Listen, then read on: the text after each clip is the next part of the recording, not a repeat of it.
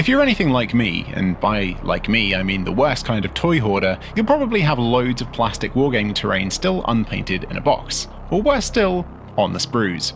Maybe you've got some Zone Mortalis bits from a Necromunda set, some Sector Mechanica stuff from an old Kill Team box, or maybe some of these, the discontinued Ryza Ruins set. Painting up loads of terrain can be a pretty daunting task, but in this quick video I'm going to show you how to paint up a whole set of terrain like this in less than 1 hour of hands-on painting time and without even lifting a paintbrush. The first thing you want to do is take care of the prep work. It's boring and tedious carving off all the sprue connection points and scraping away the mold lines, but all the work you put in now will reap big rewards later. And honestly, you'll probably spend more time doing this than actually painting with this method, so it's worth spending the extra few minutes to make sure everything is looking its best before we start painting.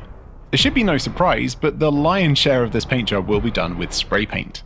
Depending on the size and shape of your terrain bits, you might want to attach them to something so you can spray them easily from all angles. I'm a cheapskate, so I'm using cardboard offcuts from a pizza box and blue tack to stick my models down. To kick off, we'll use black spray paint. No fancy spraying angles here, just give every piece a solid coat. You don't even really have to let it dry fully before moving on to the next stage. After that, you want to use a light accent colour spray paint. You can just use white, but that's pretty boring. Maybe go for a pale green, light tan, yellow, maybe even pink. I'm going for this light blue spray from Plasticoat. Give your terrain pieces a zenithal spray, painting the top-facing parts of all models, simulating where light would hit from above, and leaving all the shadowy and recessed parts nice and black. You can spray a little from the sides too, depending on what kind of terrain pieces you're painting, and how bright you want them to end up looking. They're your models, you're the boss. Anyway, after you've sprayed on your accent colour, it should look something like this. Pretty cool already. Now let's start adding some simple weathering by using bits of sponge. Any sponge will do really.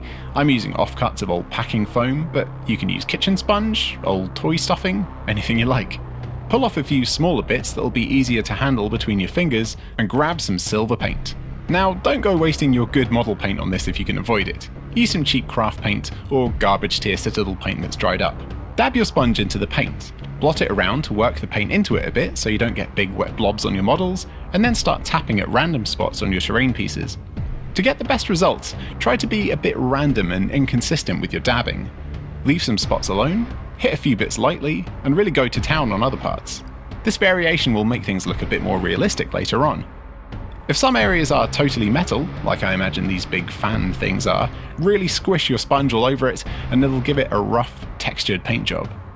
If your terrain has damaged sections, maybe areas of wall that have been blown apart or melted away, you can do the same thing, but instead of using silver paint, use black paint, and pay special attention to all the broken and damaged bits.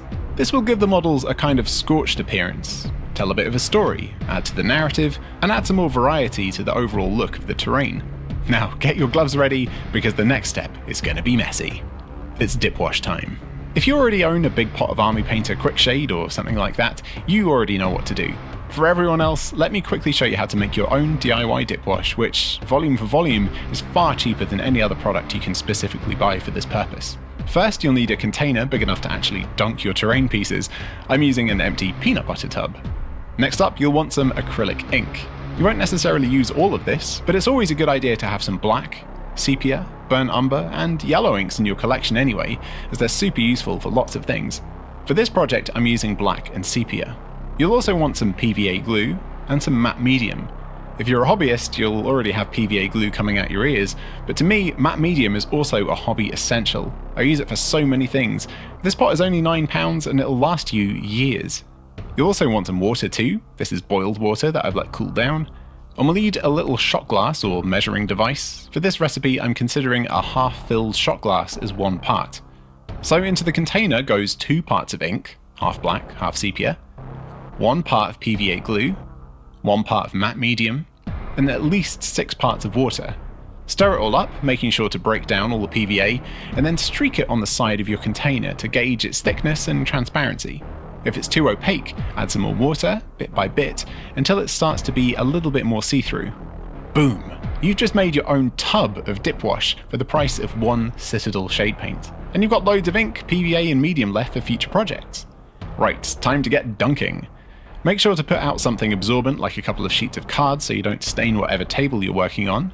Wear some gloves too so you don't stain your fingers, and then dunk each model into the bucket of gloop. Hold it out of the liquid for a few seconds and let it drain a bit, tap off the excess on the side of the container, and then place it on your card sheets to dry. Do this for every bit of terrain, but before you leave everything alone and let it dry, go in with a scrunched up bit of kitchen paper and just dab off the excess here and there. Because the paper is scrunched up, it'll mostly hit the prominent outer edges, and it'll also leave behind a bit of texture in the wash staining too. Once you've done that to each piece, give them a few hours to dry. Your best bet is to leave them overnight really, so you're not tempted to work on them again too soon. And this is how they'll look in the morning. As you can see, there's loads of subtle texture and shading going on, and the best part is most of it was totally accidental and took no time at all. It is quite dull though, so to bring out a few areas with textured highlights, we'll go back to sponging again, but this time using an off-white paint. Vallejo's Pale Sand is a pretty great paint to use for universal highlights no matter what colour is under it. Follow the same steps as when we were adding the silver and black sponging. This time though, you want to concentrate your dabbing on the sticky out parts of the terrain. Sharp edges, cool details, pipes, panels, that sort of thing. Especially when they're plainly visible, and especially on the upward facing parts of the models.